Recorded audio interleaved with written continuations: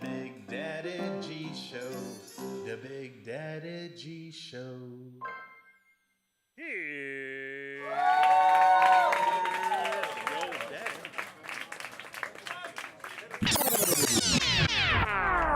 And I'm talking about natural stuff. You can always eat chemicals, but I'm talking about natural stuff. If it wasn't for the honeybees, you would be in trouble. So what we're going to talk about today is we've got a guy named John that came in from a company here in town that will come and take the bees from you if you find a nest or whatever. And we're going to talk about in a little while with John. And the other thing I wanted to tell you guys about was that this video that we're going to show you is a really, really, really interesting and important video that you guys need to watch. It's very informative, and it's going to tell you stuff about bees and honey that could save your life, you know. So, and I'm not kidding. I'm not, joking around about that.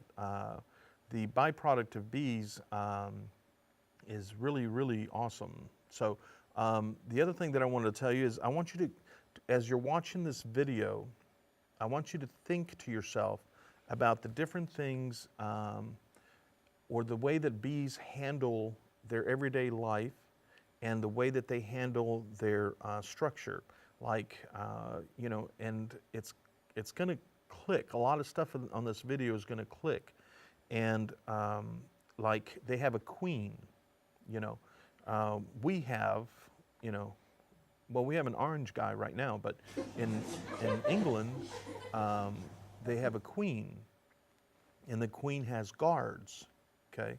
So I want you to look and listen to all the different ways that that their structure, their life structure, the way they handle, the way they live, it's so close to what how we live and how we handle our everyday lives and stuff like that.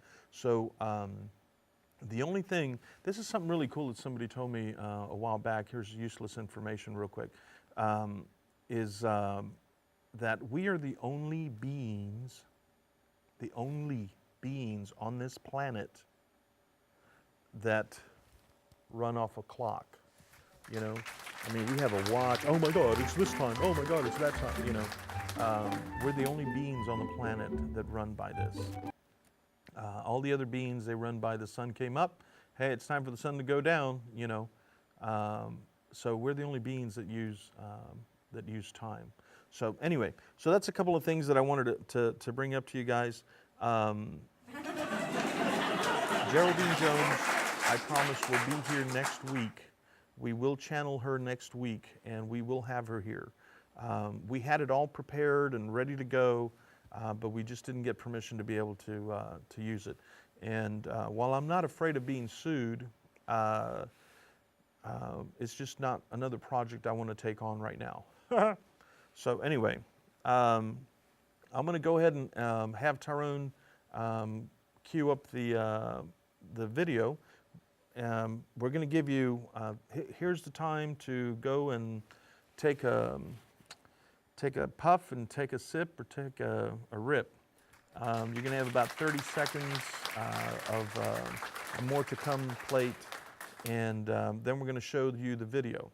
Now, so you have 30 seconds to run to the bathroom, refill your bowl, refill your glass, whatever you're going to do. This is the time to do it. If you're really good at rolling, right now is the time to get started, because you don't want to miss anything about this, because this video is about your life, okay? And this video is about your children's lives and your grandchildren and your great-grandchildren, and it's going to tell you really, really cool stuff that you need to know. And we're going to talk about the film afterwards. So please, please, please stay tuned. Tyrone, can we go ahead and go to More to Come? And here we go. I'm going to take another sip.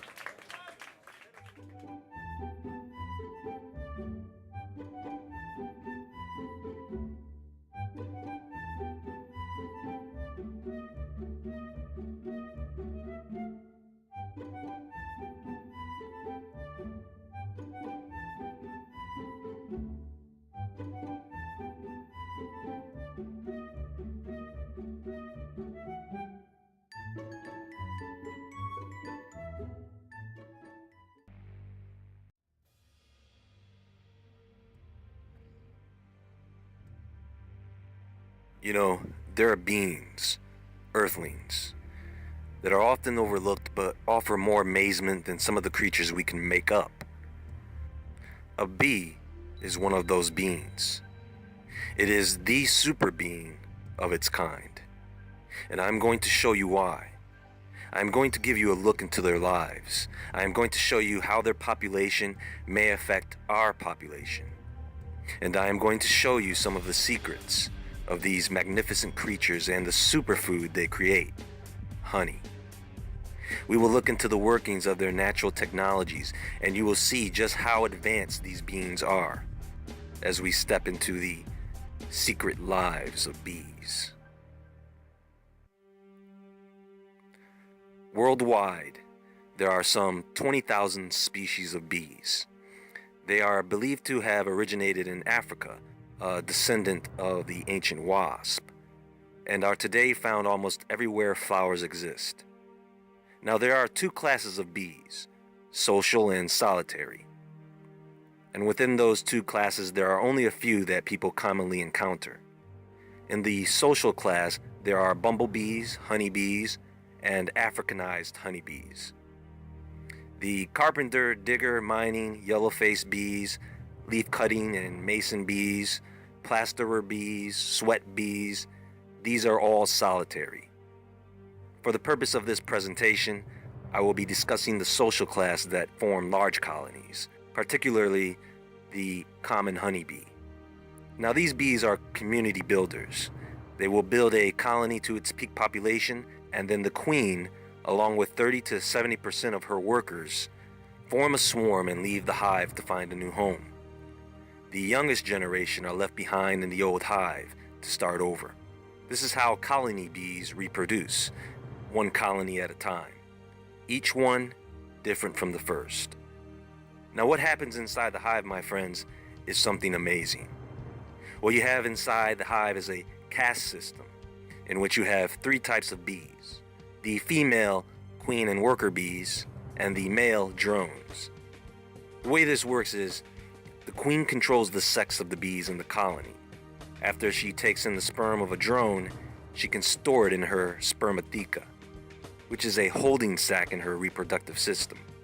This allows the queen to later decide which eggs she will fertilize and which eggs she will not. If the eggs are left unfertilized, they are haploid, meaning they have a set of unpaired chromosomes. These will become the male drones. If, on the other hand, the queen fertilizes the eggs, they will become diploid, creating a female queen or worker. It is the diet of the female larva that will determine if she becomes a queen or worker. If she is well fed, she will become a queen. If she is starved, she will become a worker. Now, a queen can live up to 5 or 6 years, but they normally live up to 2 or 3 years in the colony. During that time, the queen may lay up to around 500,000 eggs. When she does this, she releases a pheromone that keeps the other female bees from laying eggs, although a few colonies may end up with more than one queen. Now, because drones are the result of unfertilized eggs, they have no fathers, but they do have grandfathers. Their lives are not really that great, as all they are required to do is eat and mate with the queen bees. Now, I know to some that sounds like a pretty sweet deal, but the life of a drone is you either mate or die. And even when they do mate with a queen, that kills them. You see, drones will leave the colony to go congregate with other drones. When the queen leaves the hive, she will come across one of these congregations. When the drones see her, they give chase, and the fastest drone wins. The winning drone, poor sap, will mount the queen and release his endophallus into the queen, causing the drone to fall back paralyzed. The queen will then take in the drone's semen and store it in her spermatheca. After the queen is done with him, the drone falls dead. Now that's what I call a climax. Anyway, this is where things get crazy. Often after this process, the drone's endophallus will detach from its body and is left hanging out of the queen. This is called the mating sign, and this lets other drones know that this queen is a prime candidate for mating. In fact, The queen will go through 20 plus endophalluses before the day is up. She will actually take in a drone's semen, making him think he's the one, and then after he's dead, she releases all his semen and moves on to the next drone. And what sucks is that most drones don't even get a shot at the queen before they die. Now, the reason the queen does this is to increase the chances of getting healthy semen, as well as ensuring diversity among the colonies, and to prevent inbreeding. Which is why it is important to have one queen per colony. However, on an occasion, a hive may end up with more than one queen. Normally, the worker bees do not lay eggs with a healthy queen present, but if the queen is failing or if she is missing, workers may step up to lay unfertilized eggs, creating drones with the semen that could preserve the genetics of their colony. So because workers do not lay eggs, they take on several tasks in and outside the hive throughout their lifetime, which is around 6 weeks. These workers go through 4 main stages. After the worker bee emerges from its cell as an adult, it starts out as a cleaner and capper. Their job is to clean the dirty cells and learn how to cap or cover the cells with wax using their newly developed wax glands. They also have a way of branding each cell to let other bees know what's inside the cell, sort of a bee writing system. They also learn how to get food, and after a few days, the workers move up to become nurses, where they tend to the brood and queen, basically keeping the brood and queen fed with royal jelly. Royal jelly is a secretion of nutrition from the worker bees of the hive. This is fed to all the larvae to a certain point, and then they are cut off. Only the chosen queen will continue to be fed the royal jelly. So after this nurturing stage, the workers begin to put more into building the hive. This is where they become the honeycomb builders, packers, cleaners, and movers. They take and handle the nectar from incoming foragers, passing it along to one another. They become the honey producers, and then they become the wax producers, the cappers of the honeycomb cells. They begin to take orientation flights at around 18 days of age, mind you. Kids grow up so fast these days, don't they? They leave the hive, circle it, and travel a short distance, then return. And each time they do this, they travel a little bit further out. Each hive has a distinct odor. This helps bees of the colony to identify their hive, but sometimes workers can drift. And sometimes they wind up in a hive that is not their own. Not a good day for that bee. But these orientation flights prepare them for their next and final duties, guarding and foraging. Now, because every hive has a distinct odor, so do the bees that belong to that hive. So the guard bees will actually post up outside the hive like royal guards and assess everything trying to enter the hive and making sure that outsiders do not get in. You see, bees use several methods to communicate. One of them is by dance, which are rhythmic signals to other bees. These dances have numerous functions, including providing information about what is going on outside the nest. They can triangulate locations by coordinating their dances to line up with the sun. This can give away the position of food and predators. They can see a bear or man coming in the distance, report back to the hive that some type of monster is coming for their honey, and then they will take action. Because remember, they have their own enemies. For example, the yellow jacket. Oh, this dude is bad news. Honeybees don't have an easy life, folks. These yellow jackets are just social wasps. They build colonies just like honeybees, except the yellow jacket has a taste for flesh. And when their food supply runs low, which tends to happen going into the fall season, guess who they are going to pay a visit to? The honeybees? Us? Ever have one try to take some of your coffee or food? They can be quite aggressive. They are actually trying to rob you with a potentially deadly weapon. And these are the ones that like to sting you. And yes, they can be the criminals of the bee kingdom. They will attack and invade a hive. They will kill the guards, kill the workers, eat the young, and steal the honey. And hornets, these other wasps, they're no better. They run around all day kidnapping poor green grasshoppers and then throw them into their prison half dead. so that they can keep them fresh until it's time to feed them to their young. Now, of course, I'm making it sound worse than it is. They do play an important role in the circle of life. But moving on, the foragers of the honeybees are the elders of the colony at 21 days of age. They are the ones that go out into the world to collect four things: pollen, which they use as a protein source; nectar, which is their carbohydrate or sugar source; propolis, which is tree resins used for building materials and medicine for the hive; and water, used for hydration as well as cooling and evaporation for the hive. This is also one of the ingredients they need to produce honey. Now, bees have to slave to make this honey. The foraging bee usually collects nectar from some 100 flowers before returning to the nest. One bee can only make about 1/12 of a teaspoon of honey within its entire lifetime. So it takes around 550 plus bees collecting nectar from around 2 million flowers for 1 pound of honey. What they do is they will suck the nectar from the flowers, store it in a separate stomach, and once full they carry it back to the nest to pass it along to one of the honey producers in the hive. They chew on the nectar, mixing it with enzymes, and start to blow bubbles with it to start what's called active evaporation. And they will keep passing this nectar on to other bee producers for a good 20 minutes until it is ready to be placed in one of the hexagonal cells. Once it is placed in the cell, it is still wet, so the bees will start passive evaporation by fanning the honey with their wings. Finally, they will cap the honey with a wax layer for storage.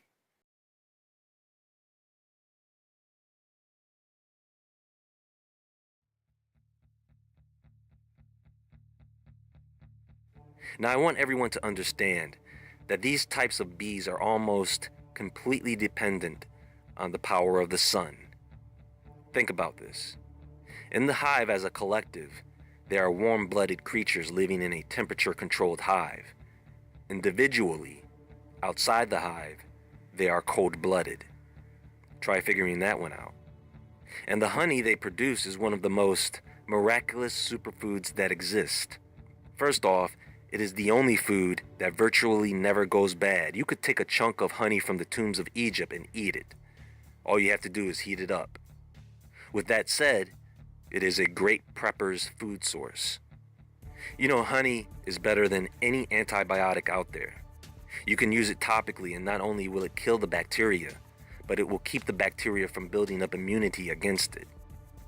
But it must be raw honey, straight from the hive into the jar. That little bear-shaped bottle of brown honey, that stuff has been massively processed and pasteurized, heated up to kill bacteria. Did you hear what I just said? Commercial honey suppliers, they heat up, or should I say, cook the crap out of bacteria-killing honey so they can kill the bacteria. If you do use honey, make sure it is raw. Make sure it is locally grown, as you want to support local beekeepers and those colonies in the area. Also, the pollen collected by the bees in your area is the same pollen that you breathe in. So eating honey from the same source as the pollen will help build immunity to the pollen, relieving allergies. Honey is a great energy booster, as the natural unprocessed sugars hit the bloodstream quickly. Honey helps keep the memory intact, as it is loaded with antioxidants needed to keep the brain sharp, at the same time helping the brain to absorb calcium. It will also help carry other nutrients to the cells in your body. Honey can also aid in helping you get to sleep. It can suppress coughs. It has antifungal and anti-inflammatory properties. So it is good for scrapes and burns.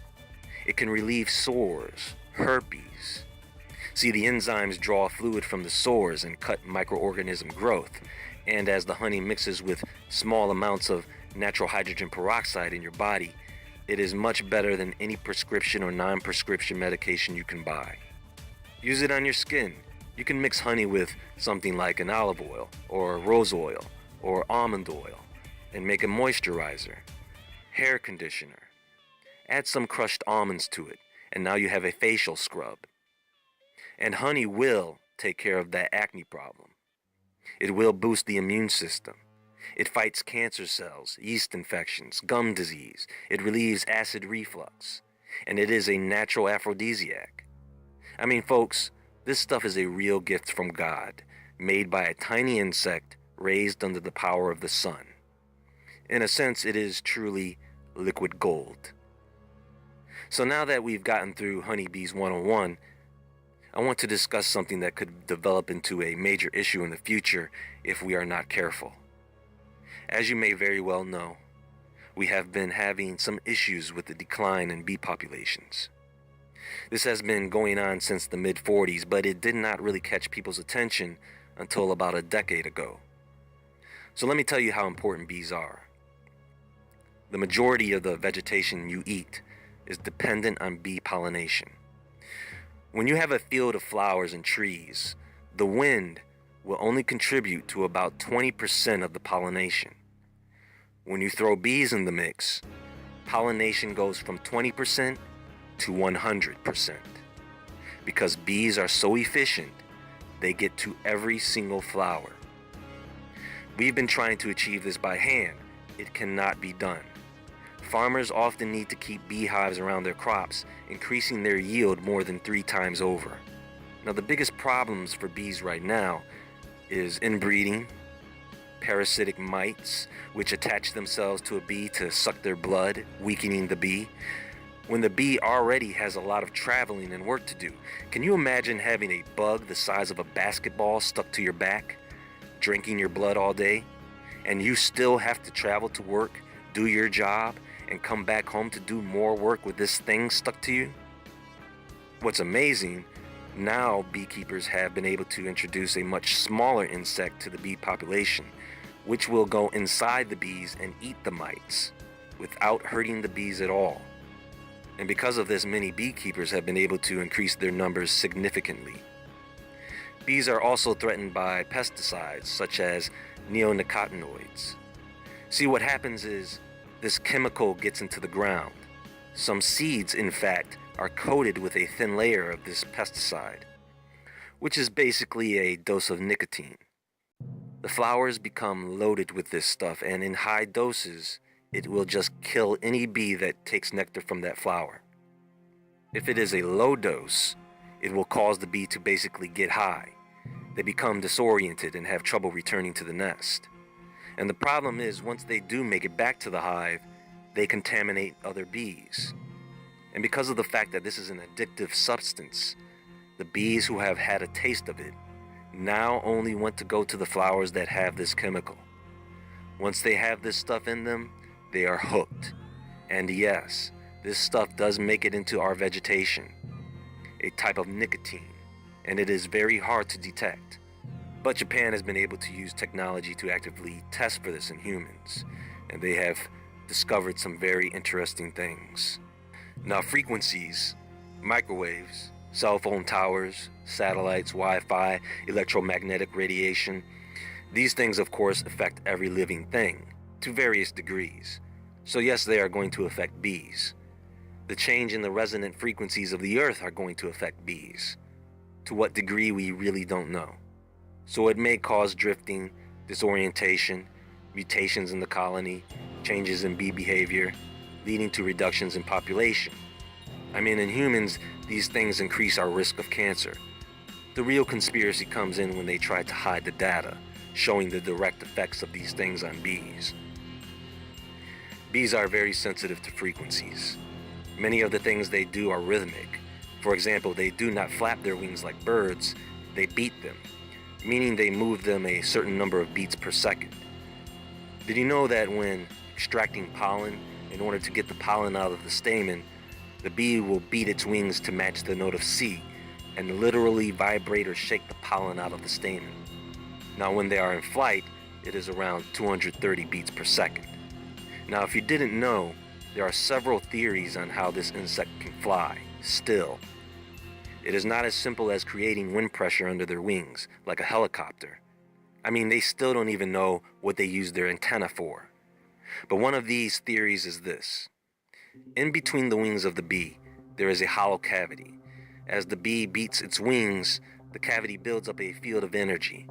Once that frequency matches the resonant frequencies around the bee, that bee can now defy gravity. It sounds a bit nuts, but this is why I discuss frequency a lot. You should have a better understanding. So now, the bee can become a free agent, allowing them to carry the extra weight of nectar, pollen, water, and propolis.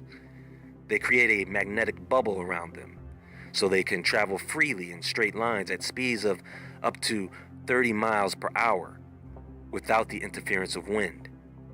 Do you know how fast that is for a creature that small? Has anyone ever heard of Viktor Grebennikov?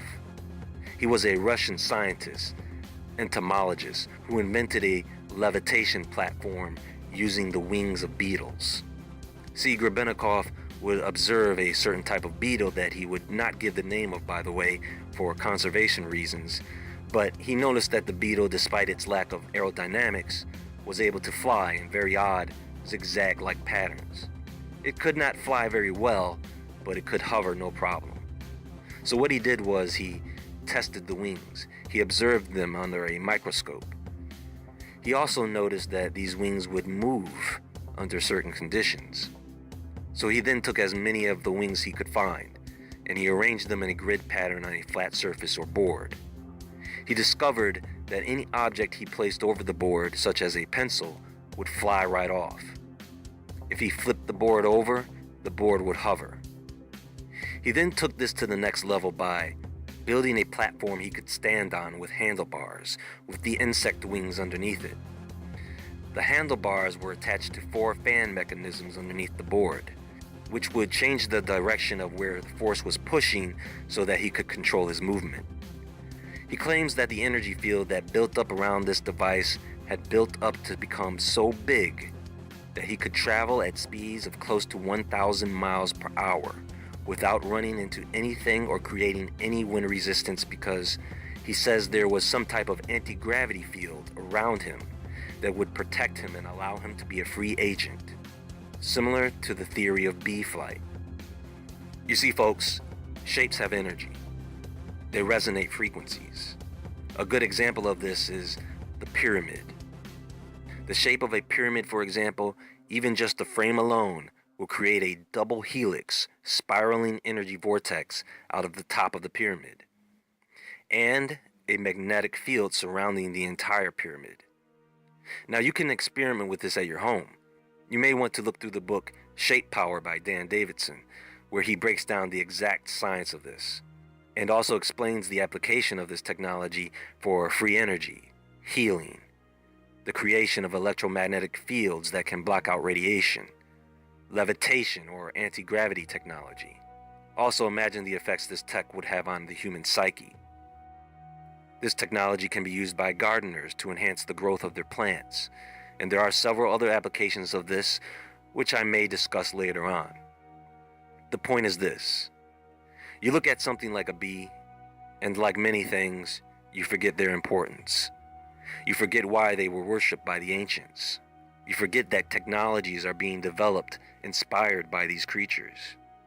There are many things about them that we do not understand. We are still learning. Honey has more benefits that I have not discussed that we still do not know what they are. Bees are one of the most organized beings on the planet. In time, we may discover even more secrets about their lives. But let's stay conscious of their numbers at this point, because if they fail at our population numbers, we are sure soon to follow.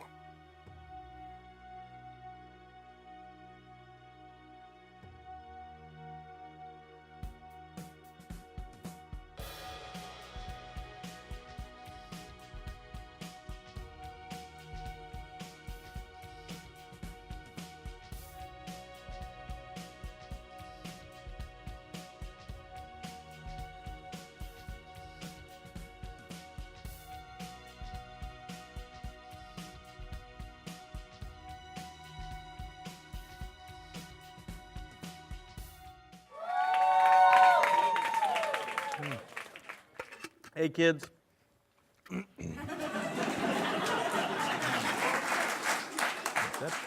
Welcome back to the show. As you can tell, and as I said, the video was a very, very, very informative video. And I don't know if you guys realize the connection of how we, as humans, live our everyday lives, and how bees live their everyday lives, and how close it is. You know, like I mentioned earlier about, you know, they have a queen, we have a queen, or not we have an orange guy, but in Britain they have a queen, and a lot of other countries they have either a king or a queen, and so it kind of makes you wonder, you know, where did they get this idea that we needed a king or a queen in order to survive, you know? So that's, you know, do you see what I'm saying? Is the things that they produce, the honey that the bees produce, help cure, you know, and help keep the hive healthy. What do? Well, we create medicines also that keep us healthy and keep us alive.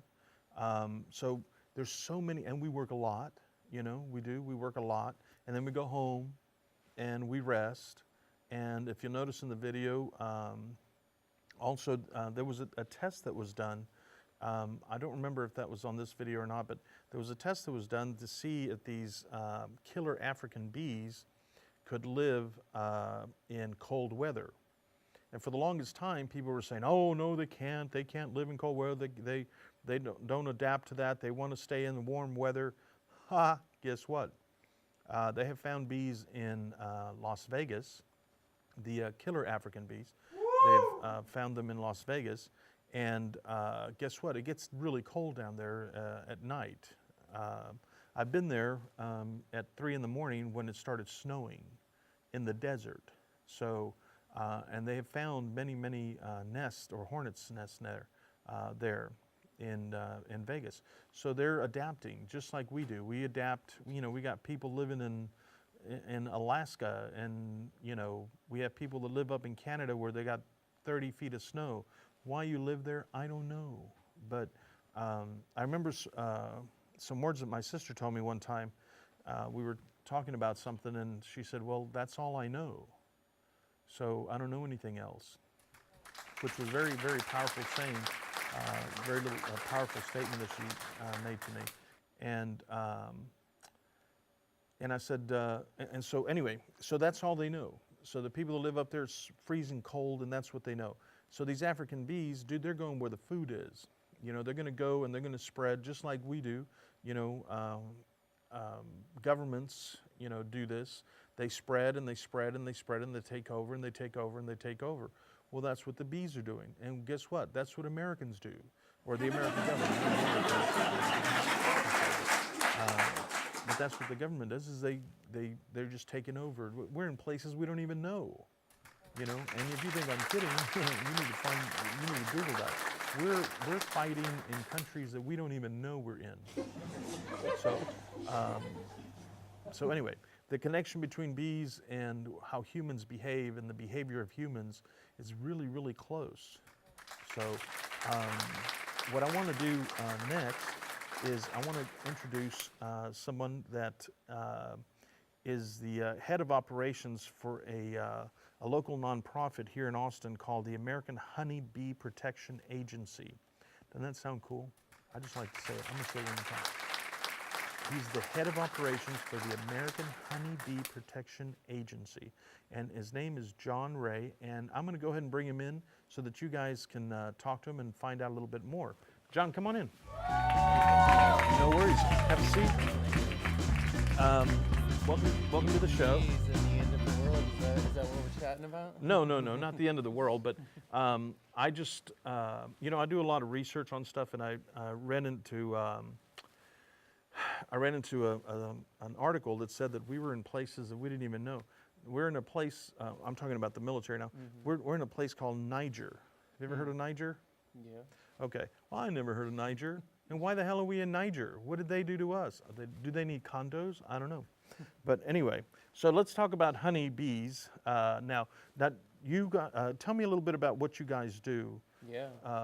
Well, the American Honeybee Protection Agency for the last 10 plus years has been doing beehive rescue, relocation, and education services all over the country, but primarily in the Texas area. So if a restaurant or a business owner or a homeowner is having bees and they're becoming a nuisance, you know, you're having a pool party and bees are just flying around your drinks or they're stinging your guests, rather than calling an exterminator, you can call us and we'll send one of our bee wranglers out. We'll humanely capture the hive, relocate it to one of our farms, and then literally give the bees a new lease on life so that we don't have to exterminate them. Because obviously, you know, I think there's been meme year after year about the bees dying off at an alarming rate. And so we're doing what we can to educate people on why we need to save our pollinators.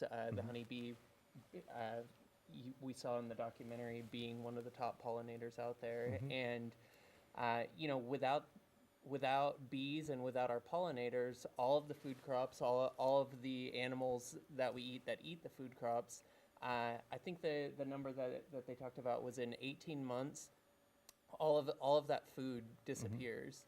And then the only food source left for you and I is your neighbor. Yeah. And that's why the book that I've hidden in your little goodie bag here is written by the American Honeybee Protection Agency founder Walter Schumacher. We call him the Bee Czar. He's supposed to be here. We don't know where he is. Maybe he got into some nicotinides and you know lost his memory and wasn't able to find his way back to the hive tonight. But his book is called To Be or Not to Be, and it's tongue-in-cheek we call it a humanitarian cookbook, because each chapter, while educating you about how the bees are dying off at an alarming rate, also has a recipe to cook your neighbor just in case. Wow. Wow. Well, I do have one particular neighbor that hasn't baked anything for me in a while, so Rochelle, you better start baking. Let me ask you a question. So your name is John Ray, and where are you from, John? I'm from Dallas and have been in Austin for about 14 years. 14 years. Yeah. And what made you come to Austin? I got a real estate license, and then I was always interested in kind of the art scene here. I was shooting music videos for a while, and working with bands and doing a lot of marketing and trying to figure out how I wanted to express myself and what my place in the world was, what every millennial is doing in their 20s, I suppose. Went and worked at Google for a while, did the software thing, and at one point I saw this guy, you know, who was about to rappel off the Omni Tower with the Omni Hotel with a beehive in his hand, and he had these dreadlocks and looked like a lion. And I was like, this is an interesting person. And the more that I got to know him through some friends, I realized that, you know, he was involved in all kinds of interesting causes and kind of like a, you know, Austin version of Indiana Jones. And so... Would this be Walter? This would be Walter Bizarre. Okay. And well, hold on a second. Yeah. If there's anybody at the Omni Hotel watching, please go to the roof and see if Walter's there. Okay, go ahead. I'm sorry. He very well could be. He could There's be. an apiary up there. Who knows? But he... Hello. No, actually, you don't have to do that. It's actually pretty loud. But let me ask you, okay, so you came to Austin and you saw this guy at the Omni Hotel chilling there. And so what... Yeah, so one of the interesting missions that he had, you know, above and beyond rescuing beehives, instead of calling an exterminator, which is a big part of the mission, is building eco and urban sustainable environments. So what people may not know is that a lot of the buildings in downtown or downtown Dallas, downtown San Antonio, actually have apiaries on top. And an apiary is essentially like a garden in an area that's created for bees to live. And so there's these apiaries on top of all of these skyscrapers, and Walter and the American Honeybee Protection Agency manage those as a way to safely introduce bees back into an urban environment, because obviously when there's construction and when there's all these big towers going up all over the place, you know, any animal or pollinator has to kind of relocate. They get pushed out of town. And so by introducing apiaries and vertical gardens on top of some of these buildings downtown, we're able to essentially create a sustainable ecosystem where, you know, the restaurants in the building can utilize the produce that's being provided on the roof. They can design the flavor profile of the honey. Right. Because what people don't realize, especially if they've been drinking the honey that comes out of a little plastic bear, like you had in your documentary, is that true local raw honey isn't going to be. When you first taste it, you should taste it kind of like a fine wine, where the first taste that you get, you're going to actually taste what the bees have foraged on, and based on the flowers or the produce that the bees have foraged on, the profile of the honey is going to be very different. And so true bees foraged. And so by design.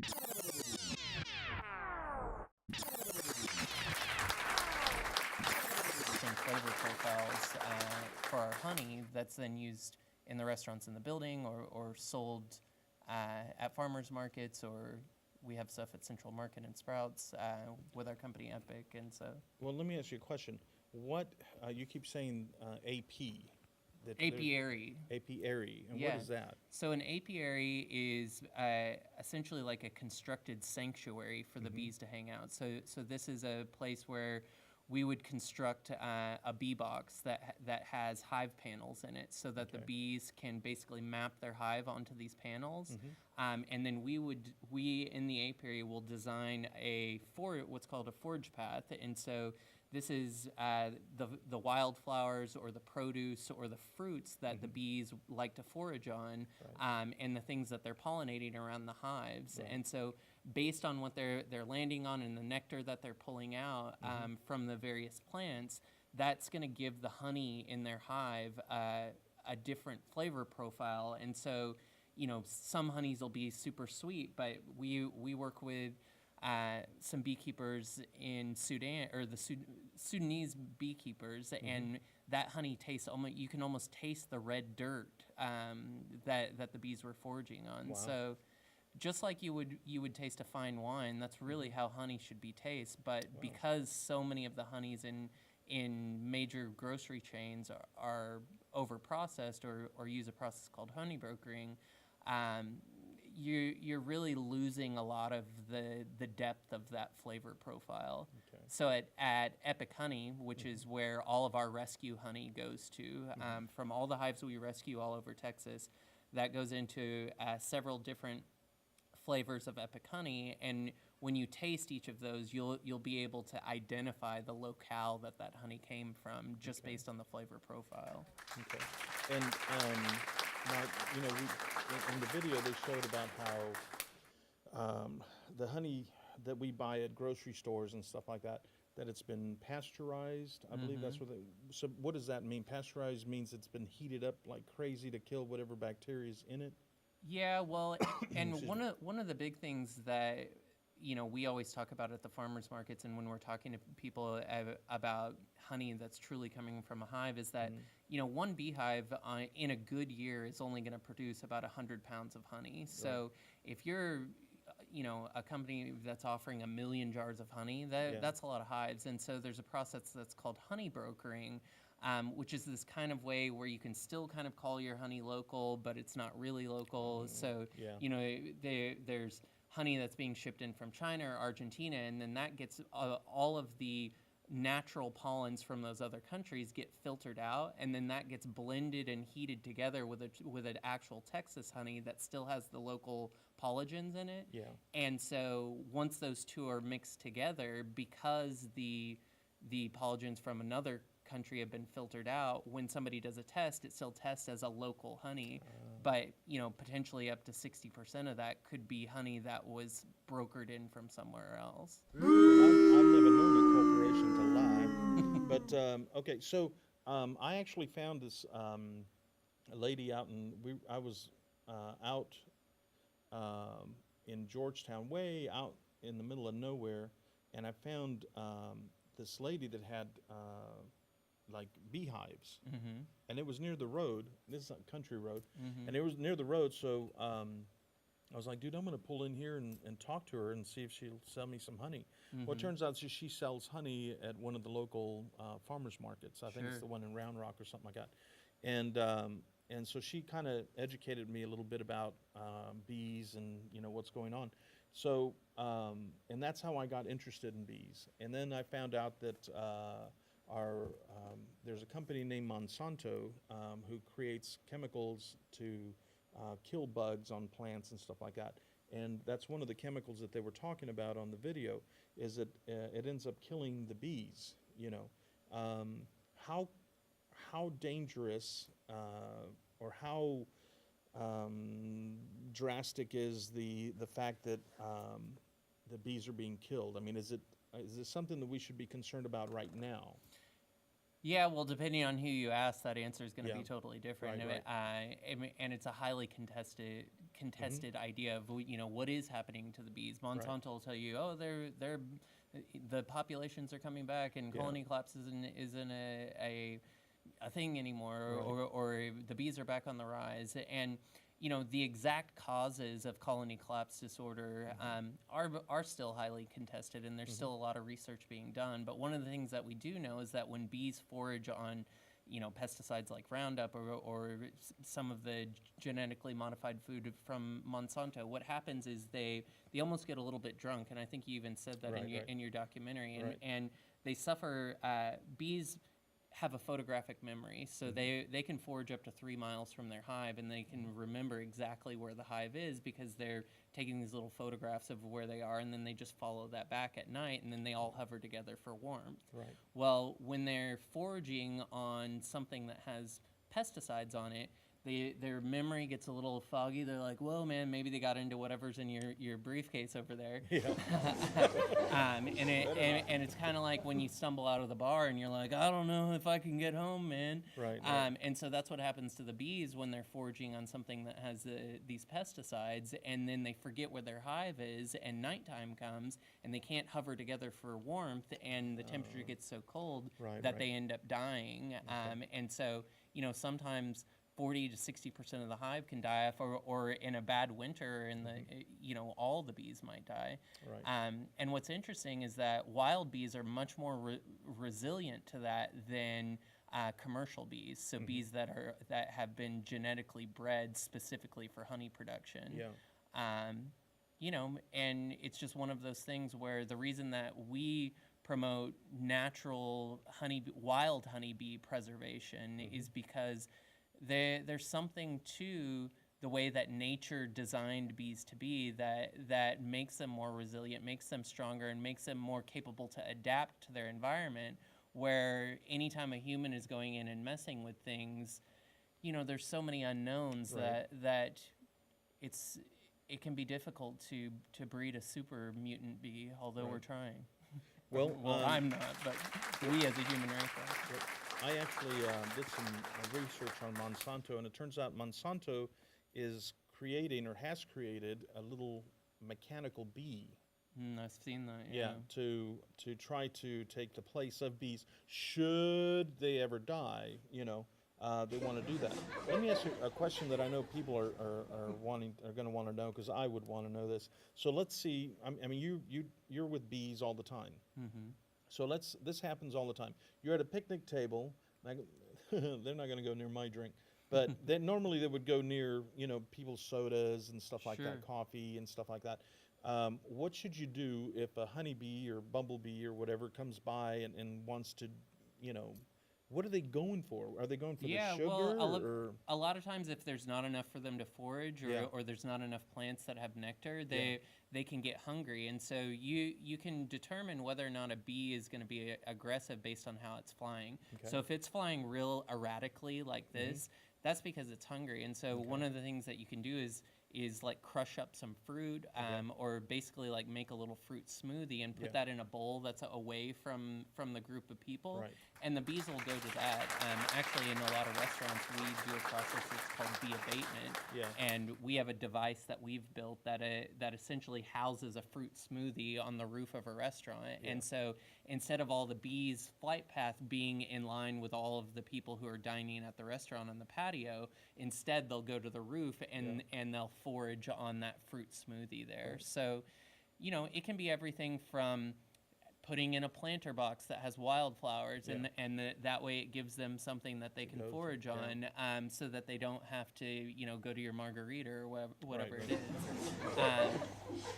The other thing is that for the most part, if bees are well fed and do have enough to forage on, oftentimes they're going to be pretty docile. And one of the things that people don't realize is that, just like you were talking about in the documentary, bees are very sensitive to frequency and vibration, and so. When a human being goes into fear, what happens? Well, goom, goom, goom. This big power plant in the center of your chest starts pumping, and that sends out an electromagnetic frequency that the bees can pick up on, and they can't decipher the difference between fear and anger. It's a similar frequency, and it's a very agitated frequency, almost like what nails on a chalkboard.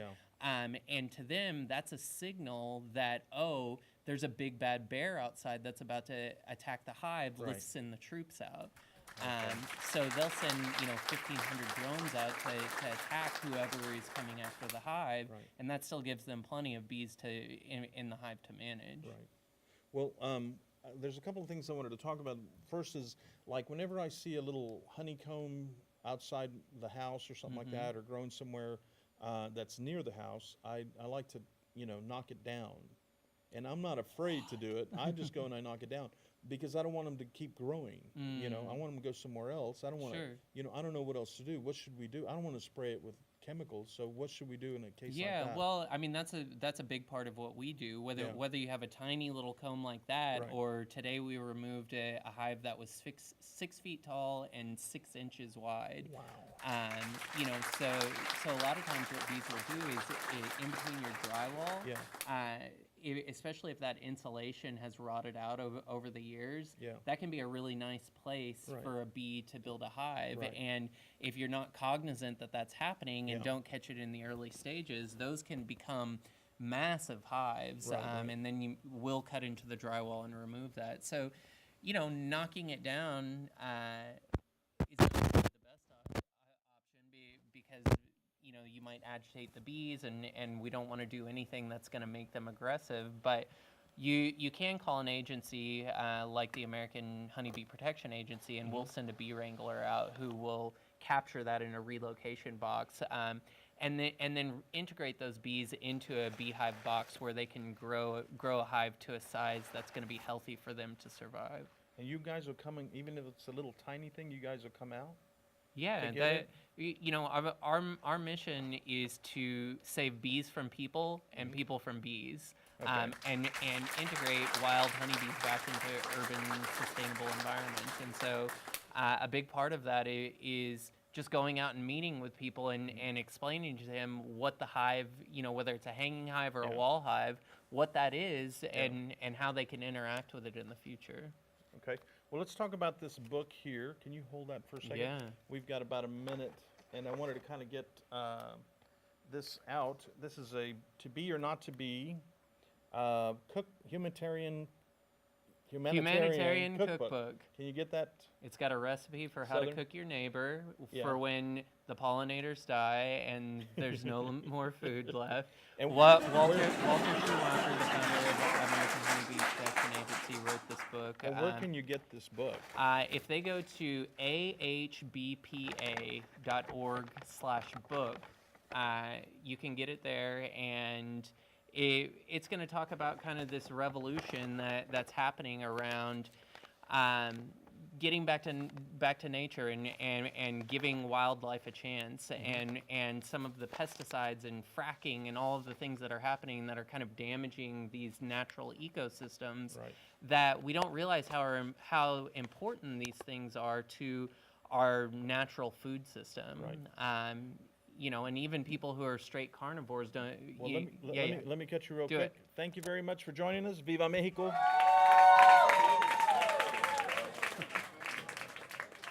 Hi-ho, what do you know? The Big Daddy G Show. The Big Daddy G Show. The Big Daddy G Show. Hi-ho, what do you know? The Big Daddy G Show. The Big Daddy G Show. The Big Daddy G Show.